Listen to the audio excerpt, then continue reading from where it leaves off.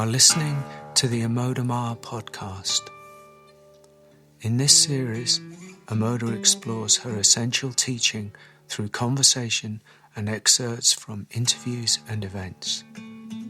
To find out more about events and to sign up for her newsletter, go to www.embodiment.com. Please subscribe, comment, and share if this podcast moves you. And if you feel called to donate, please go to the website. Thanks for listening, and we hope you enjoy. Greetings, and welcome to another podcast with Amoda. Today, Amoda is in conversation with John Prendergast. A little bit about John. John Prendergast, PhD, is a spiritual teacher offering online and in-person teachings, the author of The Deep Heart and In Touch, retired adjunct professor of psychology at the California Institute of Integral Studies, and a retired psychotherapist. He studied for many years with the European sage Jean Klein, as well as with Adyashanti. You can find John's website in the podcast notes. Hello, John. Hey, Kavi. Great. Amoda, are you there? I'm here. Okay. So today, Amoda and John are going to be discussing, hopefully amongst other things, but with particular relevance to, is there a relationship between psychology and non-duality? Can psychotherapy be a support in the awakening process? And the gifts and challenges of being a spiritual teacher. And I do hope that between the two of you, you actually have time to get to that third one, because that, I think, will be an interesting conversation. So, having said that, I'll leave you two guys to it. Thank you, Kavi. John, hi. Hi, Amanda. It's good to see you. And here are you? Yes, it's been several years since we have been together in person. Mm-hmm. And just a little bit about, how we met. Yeah, you were one of the first people, if you like, that I interacted with on a professional basis and on a friendly basis. When I landed in the Bay Area about 5 years ago, we met at SAND, the Science and Non-Duality Conference. I don't remember how we got to speak, but I remember having tea with you. Uh-huh. And well, we were both presenters at SAND, and I came to your talk. That was it. And I felt an immediate resonance with you and your way of teaching. And I don't know, I think I may have reached out to you, and we had tea. That was it. And then shortly after that, you invited me to speak at the was it called the Psychology and Non-Dual Conference Wisdom on Conference? Non-Dual Wisdom and Yes. Psychology. Mm-hmm. Yeah, at the California Institute of Integral Studies. So I'm very grateful for that. That kind of launched me into a bigger public arena, if you like. Uh-huh. And yes, I think we both felt that there was and is Uh-huh. very much a resonance with our teaching. Uh-huh. You weren't teaching at the time. You were in the role of psychotherapist. Well, actually, I was teaching. Were you? Yeah, I just started maybe the year before to offer my own retreats. Yeah. Okay. Well, we'll talk about that a little bit later, how perhaps we both segued from either gracefully or ungracefully from being in the psychological world to some degree to being spiritual teachers. But well, I suppose that's the parallel. We both, I feel, a very strong parallel. Perhaps we can just sort of unpack that a little bit in the way we've come into perhaps the non-dual, both on a personal level and on a professional level. My background's in psychology. Not many people know that work with me today. Mine was very academic. I was in the realm of experimental psychology, which was not my intention at all. And your background in psychology I'm not entirely sure of. So perhaps you can tell us a little bit about that. Oh, well, I mean, actually, I was teaching TM before I even got into the field of psychology. And I did so for two reasons. One is I was fine on long retreats, 3 months, 6 months, but get me off retreat. And I was an anxious human being. So I realized, it was a very incomplete approach. And I needed to really know more about my psychology. And also I wanted to make a living, where I could be of service. So that took me into grad school studying it, and became a psychotherapist, and then began to teach also, teach master's level students. But really my underlying, the movement always was this impulse, I would say, towards realizing who I really am. Okay. And so that blended in, with my practice, psychotherapy practice, and also teaching. Okay, so it sounds like the foundation was very much in the like you said, the quest to know who you are on a fundamental level, and the psychology that you were immersed in was on the psychotherapeutic side, perhaps more humanistic, and so on, and transpersonal. Wonderful. That was my intention when I entered the academic field of psychology, but it didn't turn out that way, unfortunately. I ended up down a very narrow... Well, you were in England and I was in California. Yes. that makes a difference. Absolutely. My primary interest was the transpersonal, particularly Jungian. I had no intention of being a therapist. I wasn't able to have a conversation with anyone at the time, let alone help anyone else. But my personal interest was in the much wider, landscape of psychology. But all the time, this underlying quest to know fundamental nature, to know who I am, it took a lot of unraveling. How did you experience psychotherapy in your personal life as a support for awakening? Did you find that it was a necessary adjunct? Did it, did one lead to another? Did they go in tandem? Well, I was actually in psychotherapy just for 2 years with someone who had a transpersonal orientation and did Reichian work. I was completely naive about transference, and I think it had some value, but not a great deal. I did it. I did it because I had to as part of my program of training. So I'm not actually that experienced on the client side of being in therapy. And I think a lot of the unraveling and unwinding of my own conditioning just happened through my self-study, really, my willingness to be with my experience intimately and allow it to be. And as I learned more about how to be a therapist, I learned more about myself and my own conditioning and how to be with it. So I think that's really where the therapy happened, informally.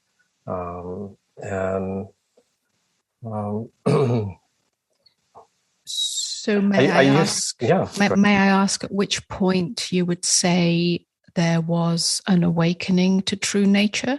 Was it gradual? Was it sudden? Did it come about during that exploration you speak about? Can you pinpoint it, or was it much more subtle than that? There are several turning points, I would say. And one was, I'd studied with Jean Klein, met him in 83, and in 87 had, I would say, my first glimpse of reality, where I was just stripped of all identity, all stories, all orientation, all reference points, and felt myself as infinite awareness. That was while on retreat. It lasted about 6 hours until I began to interact with people. and then the kind of relational self coalesce. But that was the glimpse. I knew this was actually what was real, most real. Were you practicing as a psychotherapist at the time? I was, yeah. I was licensed and just beginning to work as a teacher. But it really wasn't until probably 14 years later on retreat with Adyashanti, where kind of remaining subtle sense of being a witness was penetrated, felt like a skylight was broken, and the sense of knowing myself as infinite awareness was very clear, and it remained from that point, 2001. And then it deepened into the heart and into the hara. And that's for me, this is an open-ended process, the more gradual transposition of this knowing into the conditioned body-mind. Yes. Yeah. So would you say, so you bring that approach into psychotherapy, just going back to the role of psychotherapy in awakening. You said that initially or essentially, you don't think that psychotherapy is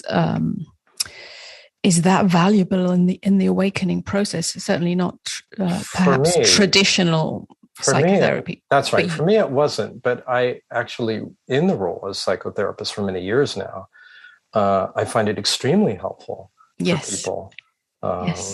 Particularly when I have the orientation really working from presence, rather than trying to fix conditioning or improve the person, but more to be with the conditioning from openness, from unconditional awareness, and allowing it to unfold. Yeah. I mean, I must say that that's something that I've found. I mean, I've never practiced officially as a psychotherapist, but I have worked with individuals one-to-one with breath work. I'm a trained breath worker. I bring my own vast kind of experience and knowledge of transpersonal realms and the inner journey. And so I've worked with people, emotional counseling and breath work and so on. And whilst I've let that go, obviously, like you now, I do private sessions that support my teaching one-to-one work.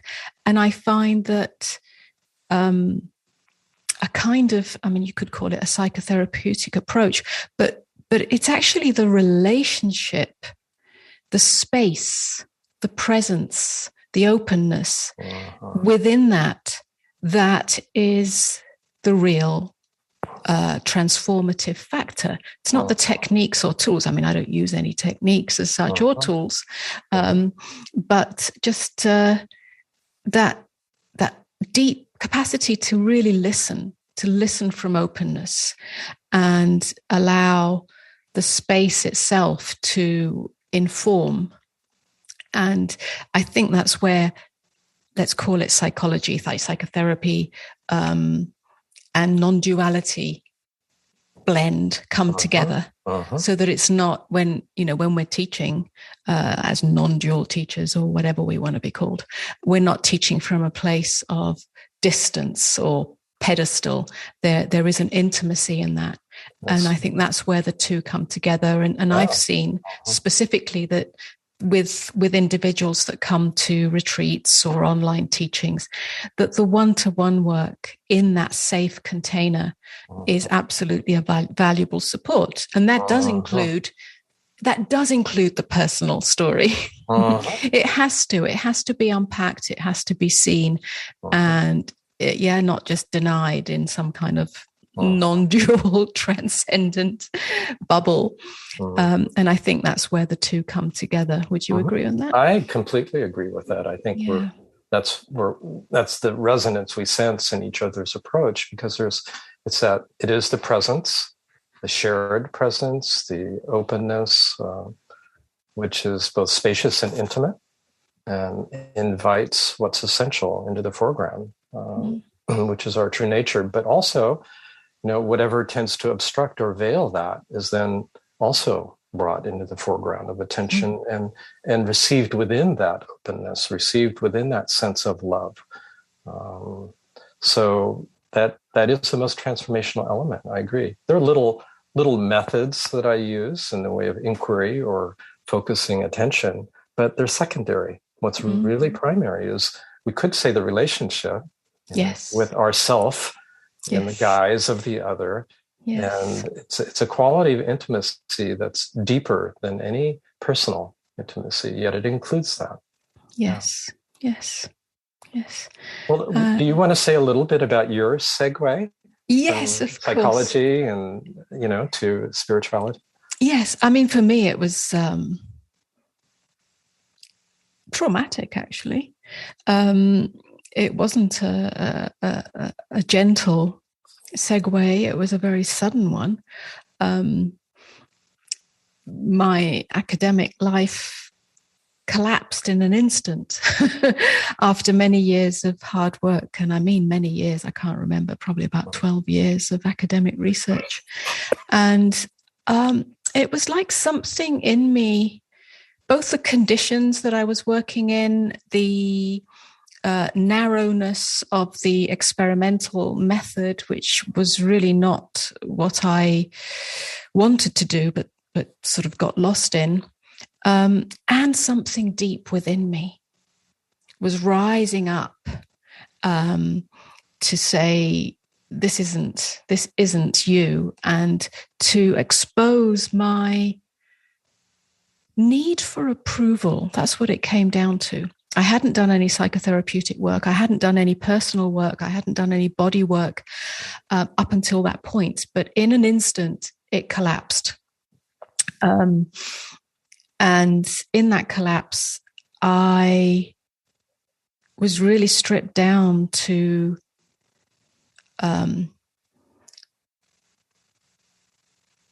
being nobody. I mean, really being nobody within the social matrix, within the academic world. I lost all my status. I lost all my, I actually lost my home. I lost my relationship. I lost everything. And I was really stripped down to nothing. And it was very traumatic. There were times where I was literally on the street, pretty much, and penniless, in the heart of London. And I didn't know who I was. And all my striving for academic success and having some voice in that world, which was really progressing in a certain direction. I was invited to speak at conferences and so on. But it all got stripped away, and I was left with the journey of inquiry, but not in any traditional way. I was unaware of spirituality and spiritual teachers. That came very quickly afterwards. I had tried TM, and that led me to other forms of meditation. But it's in that stripping down on a worldly level that I started to unpack, discover, dig deeper into the layers of identity. And that was a very long journey for me. Many methods, many processes, mostly body-centered. And pretty soon led me to India, to be in the field of Osho, although he wasn't alive at the time. And therein started a very different journey, deep within. So that was the beginning of my sort of deeper inquiry, if you like. It sounds like, a real crisis in identity and a very spontaneous deconstructive inquiry began. And it's striking just how much that's an upwelling from this sense, this isn't the truth, this isn't right. And a willingness, I don't even know if there was a willingness on your part. It sounds like it just collapsed into that. It collapsed, and there was a willingness because I had a choice to kind of claw back my academic pedestal and or to just let it go.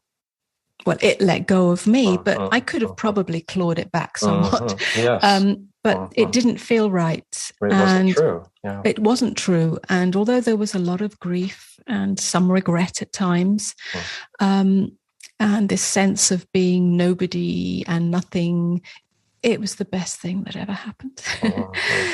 And so that started my journey. I wasn't with a teacher as such, apart from being with, in the environment of Osho's field, I would say, for some time. I didn't have a non-dual teacher. In fact, non-duality wasn't really a word then. It might have been in the Bay Area. It wasn't in London. That came much, much later. But I guess that was the beginning of a journey that eventually led me to the Bay Area. To the Bay Area. And for you, and this is something we can talk about, this is one of the themes, is this kind of stepping into the role as a teacher. And how has that been for you? And what gifts and challenges? Yeah, let's both talk about that. That would be interesting. For me, I never actually stepped into it. There was no plan. There was no idea of it. Like I said, I was in London and then on the south coast of England, where there isn't the richness. There certainly wasn't, I should say, the richness of exploration and inquiry and the long history of the meeting of East and West, as I've come to find out there has been on the west coast of America. Well, I knew that, but I knew that by reading about it. I didn't know about it by living in it.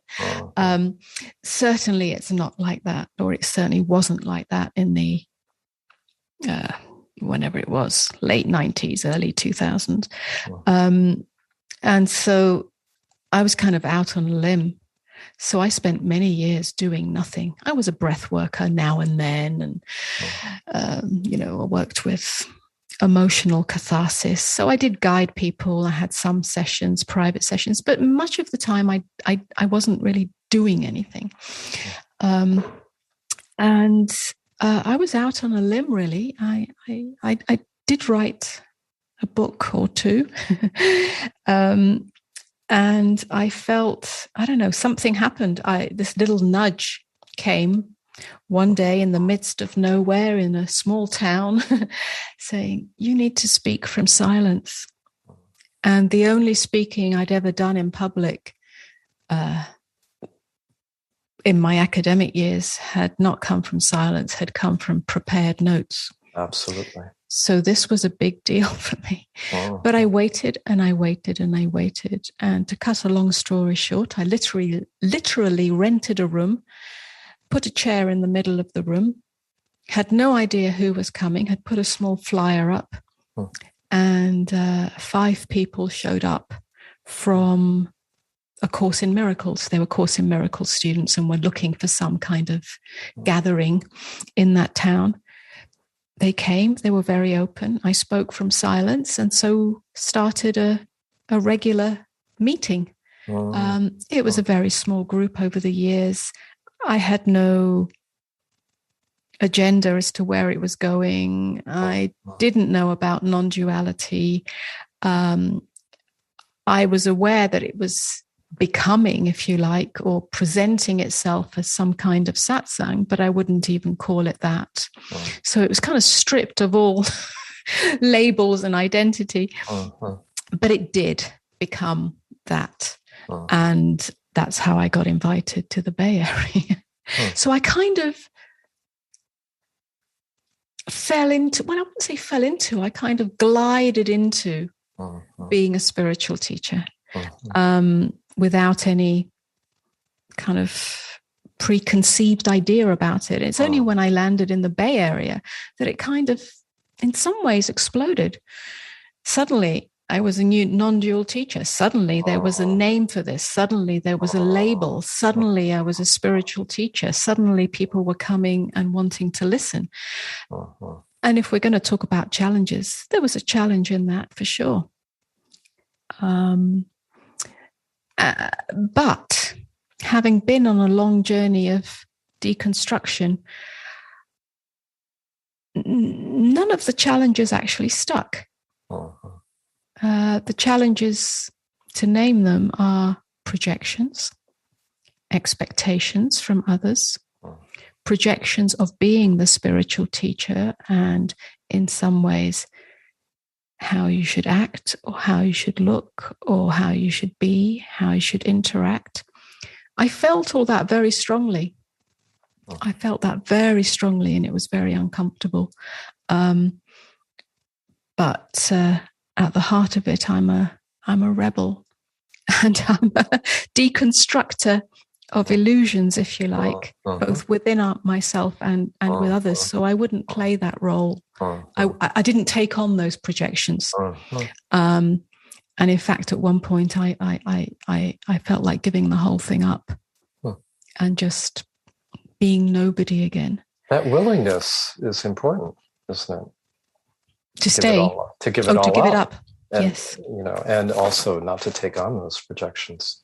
And also, I must say, not to run away, because that's my tendency, is that I would, in my previous years or my whole life, rather be invisible and nobody than actually be exposed as what people may perceive as somebody and then be misunderstood in that. That was a big one for me. Yeah, and I stayed. So now it's not a problem. You held your ground. Yeah. Or the ground held you. In that, we're somewhat similar. My temperament is more introverted, and I've never been interested in being a public persona or recognized. And I had no ambition to be a teacher. I just felt drawn by this. I didn't go through a big crisis like you did. And maybe that's because my conditioning was more benign. Early on, I had more of a secure and stable environment, if somewhat neurotic. But it's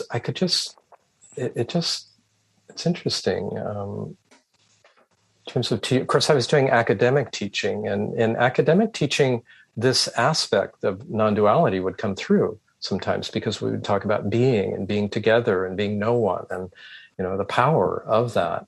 But there was a kind of a safety in that role.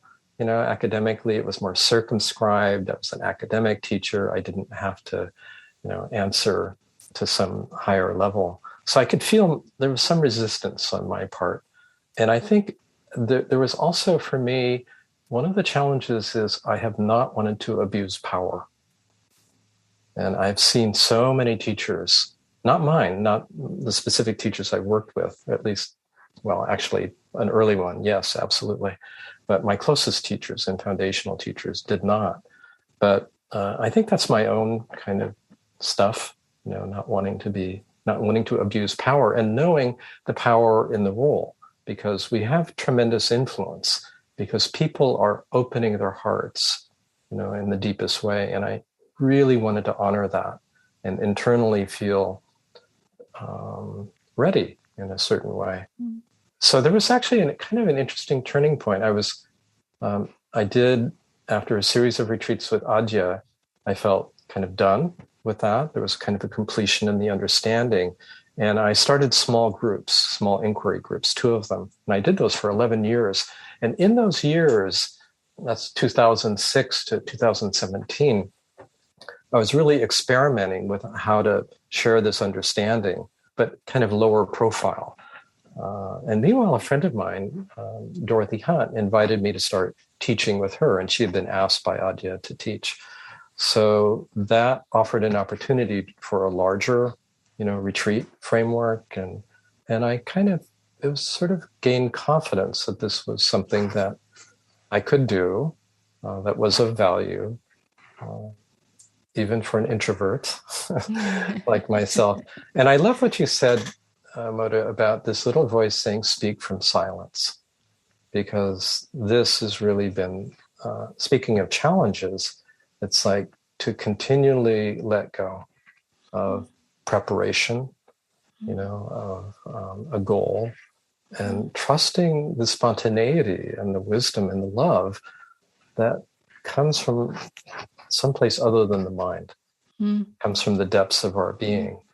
And that's been beautiful, actually, to surrender to that not knowing, to that, and again and again share from that. And that feels like the most important thing. And I think one other element for me, excuse me, was I could feel a readiness to embrace the most difficult suffering of others. Like, there was just a moment once that it became clear that there was an availability here to go anywhere with another. So I guess there was just some kind of growing maturity, gradual, maturation, and that led to greater confidence in sharing, along with a sense knowing that I would not abuse the power that comes with this role. Let's just talk a little bit. I mean, there's quite a few interesting points there, but just about that power thing.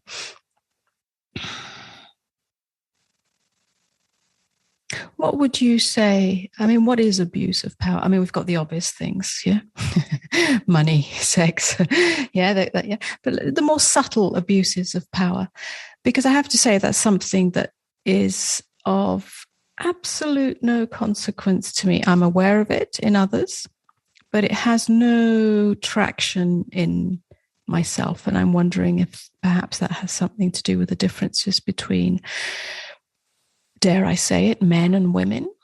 Well, men are inclined to dominate and to assert power. That's not been my inclination. So I don't really know where this kind of resistance was in me. Would you say that the abuse of power comes in something as subtle as kind of, how shall I say it, absorbing the adulation? It could, yeah. Yeah. You're which using, puts you on a kind of pedestal. That's it's right. Subtle, yeah? Yeah, the need for recognition, and you use your students to validate your worth. And we see a lot of narcissism in teachers, and that's because it is it's a role that definitely pulls for projections, the ones that idealization. Absolutely. So for you, for not saying for you personally, but for those of us who are in the role of a teacher, to get attached to that idealization is an abuse of power. So that, yeah, absolutely. And I've seen it as well. That was part of my training in the Bay Area.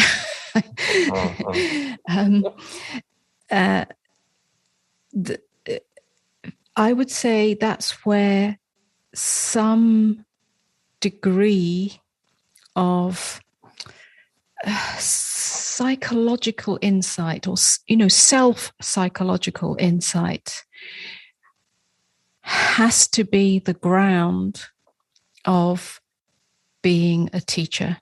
Now, I say that because what I've seen, and I don't mean formal psychology training or psychotherapy even, but I have seen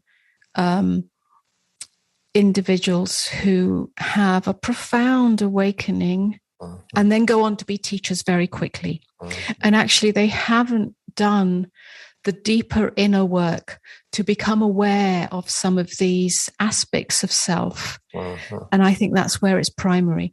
For me, I was so deconstructed. I was so sort of, torn apart by the vultures, if you like, inner and outer. Yeah, my inner world and my outer world. I became, dismembered. I became so much a nobody that it's not even a sense of worth. It's like the whole dichotomy, the whole continuum of worthlessness and worthiness collapsed. Yes. Because I always felt unworthy.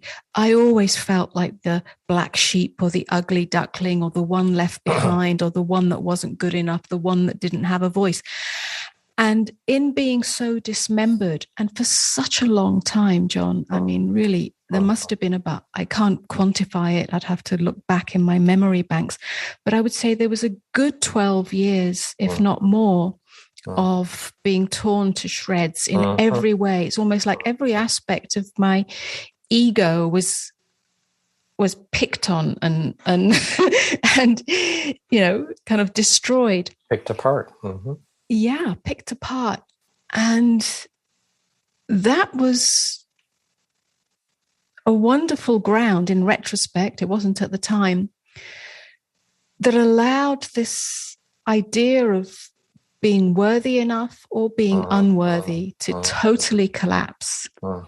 And so I came into this role, if you like, without any need for recognition. And that's a blessing, right? It's a in blessing. Retrospect. Absolutely. And it has been so ever since. You know, there have been times where I've been judged harshly. There's been times when I've been, sort of adulated. And, the honest truth is that neither of those touch me. Right. Of course, I prefer the praise, but I don't need it. I don't need it. And so neither of them really mean anything to me. They neither add or take away. Yeah, and that's a blessing. It is a blessing, and it's a sign of maturity, psychological, not just psychological, but spiritual maturity. And I think you're right.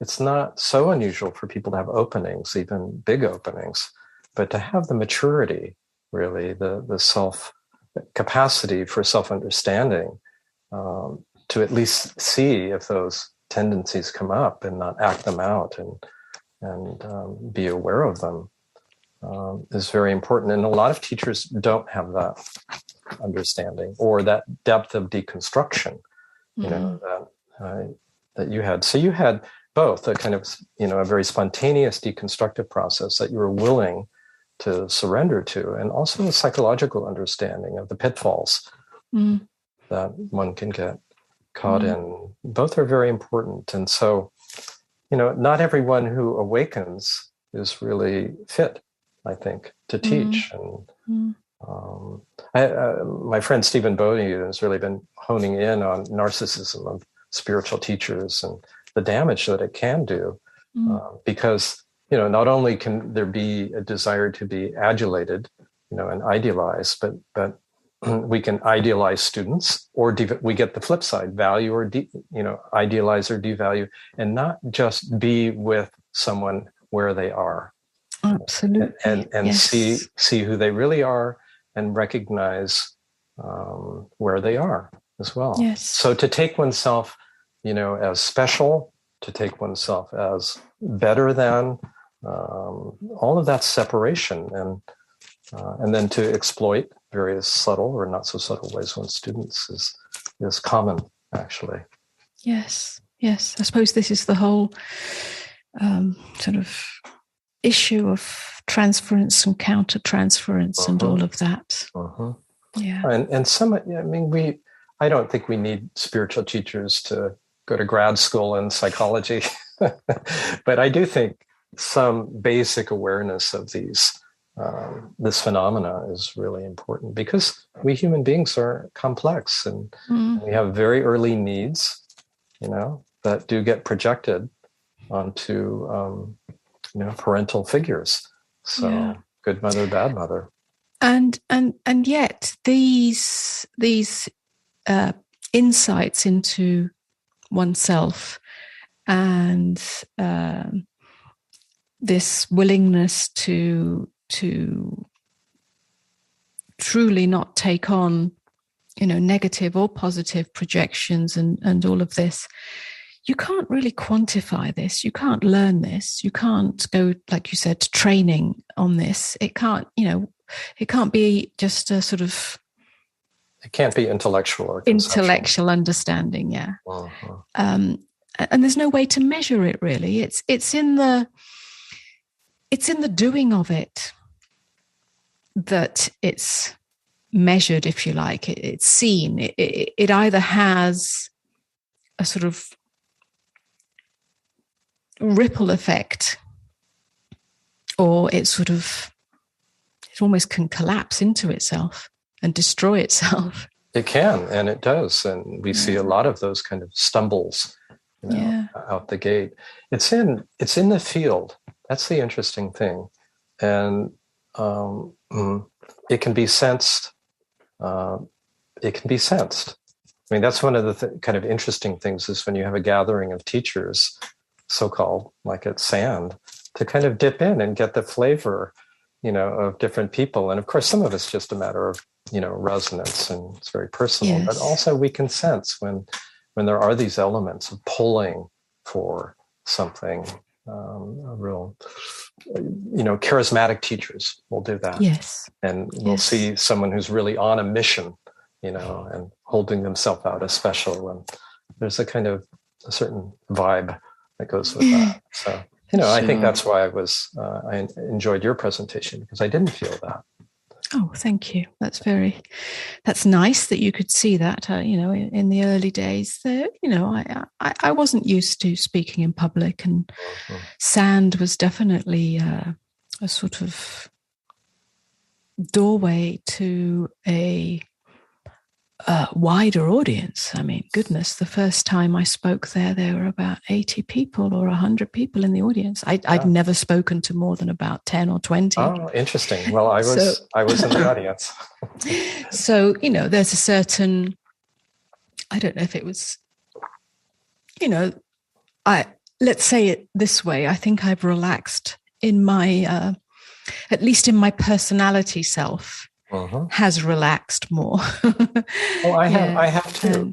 I notice that there's just, with years of experience, there was that relaxation, that trust, and I do get the feedback, of just people immediately feel a sense of clarity and safety, working with me, and it's not something I've tried to create, but I think it's just something that's in the field, and people can sense, as they do with you. Yeah, it just becomes more ordinary, doesn't it? It does, yeah. And even, as we know, to take oneself as a teacher is just another identity, isn't it? So this is much more of a natural sharing, a natural invitation. And if there's a maturity and a capacity, then there's a sense of flow and ease. And for me, I'd be interested to hear from you too, Amoda. After I do a retreat or some kind of teaching online, there's a sense of being well used. It's like I don't think about what's happened. It's not like a patting oneself on the back. It's not, job well done. There's just kind of an inner sense of having been well used. I like that phrase. Well used. I feel that too.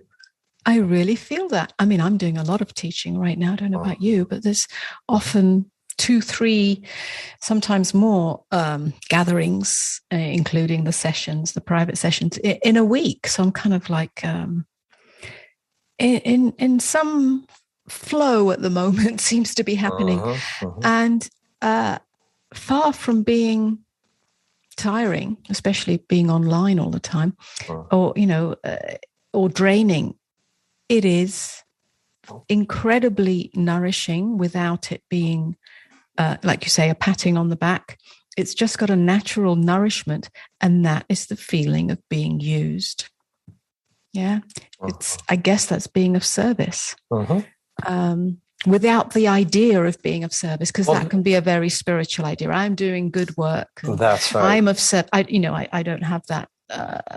It's just you've done work. And you've been used, and you've given everything, and it's been received or not received, and there's something incredibly right about that. That's right. We are in service to the whole. Yes. Without unselfconsciously. Yes. Yeah. Yeah, it's beautiful. There's something, deeply aligned. Yes, and it's sort of inevitable. You can't.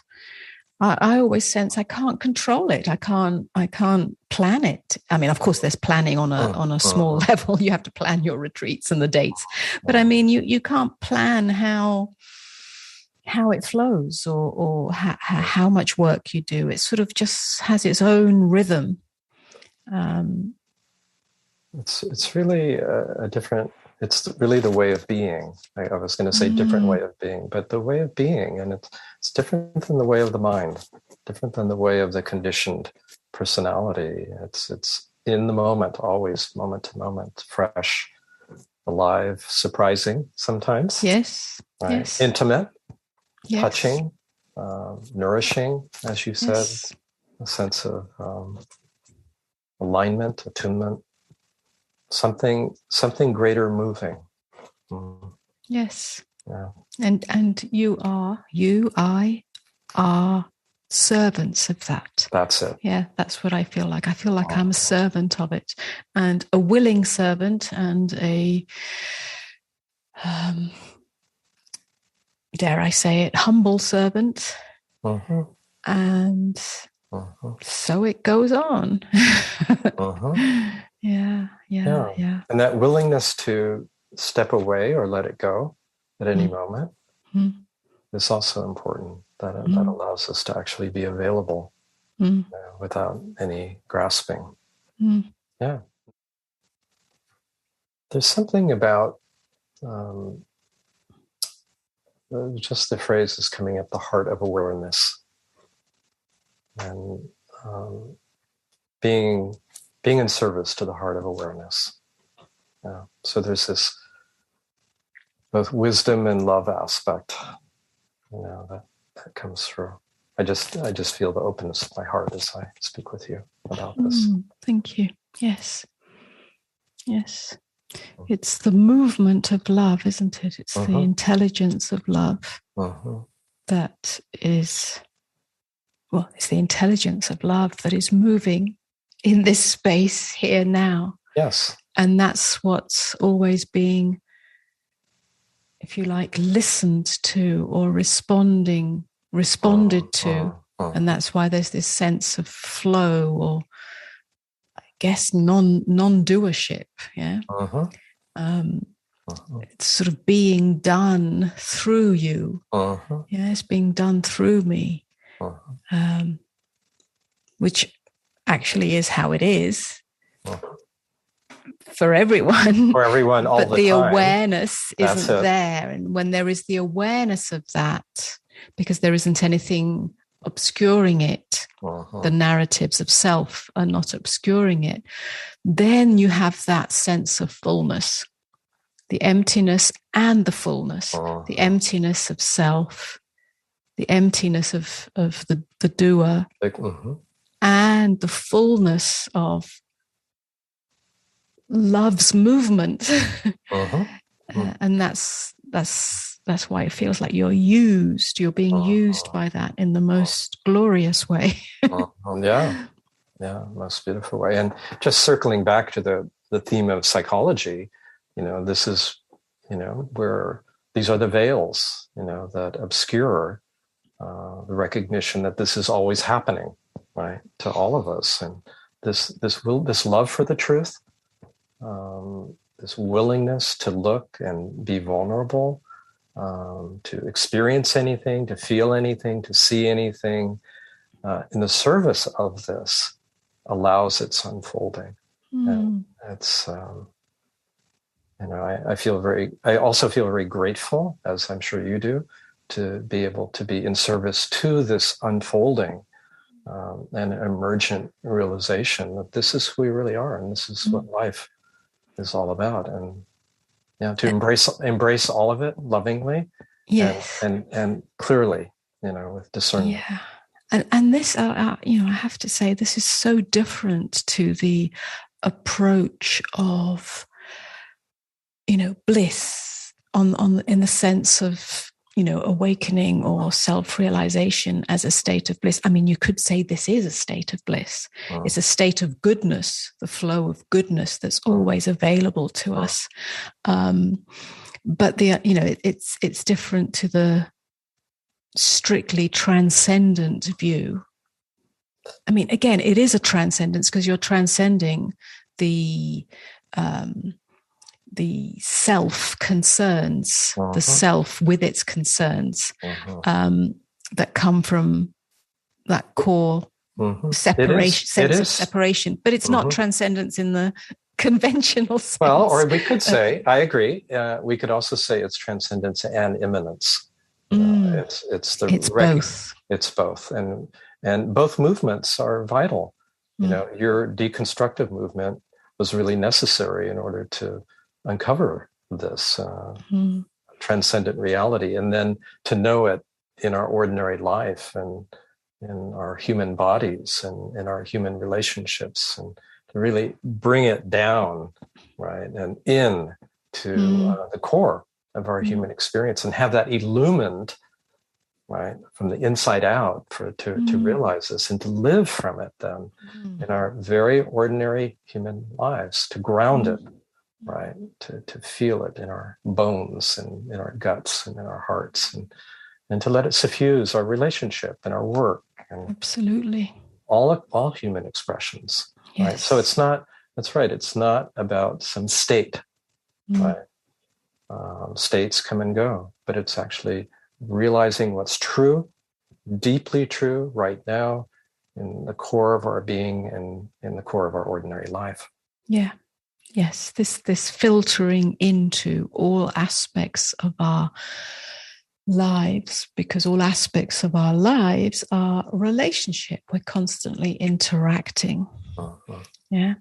And so this is vital, the filtering into all areas. And what does that mean? What does that look like? The embodiment of it. Yeah. It changes everything. It changes nothing and it changes everything. So true. Yeah. Okay. Good note to end on. Yes. Thank you, John, for this conversation. I hope it is of some interest and perhaps value to listeners. Getting to know you, getting to know a little bit about the relationship between psychology, being a teacher, and non-duality, and so on. Yeah, getting to know a little more about you too. Thank you. Until we meet again. À la prochaine, as they say in France. Until the next time.